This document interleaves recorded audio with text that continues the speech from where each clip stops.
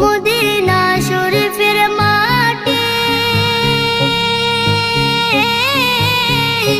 আমার চোখে মুখে বুকে মাখিও।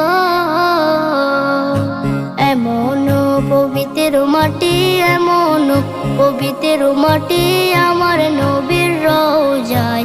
তোমরা যদি যাও গো মদিনায়, তোমরা যদি যাও গো মদিনায়। ইয়া রাসূলুল্লাহ ইয়া হাবিবাল্লাহ, ইয়া রাসূলুল্লাহ ইয়া হাবিবাল্লাহ।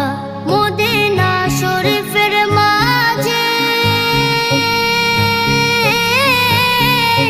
বেহেশতের বাগান আছে ও।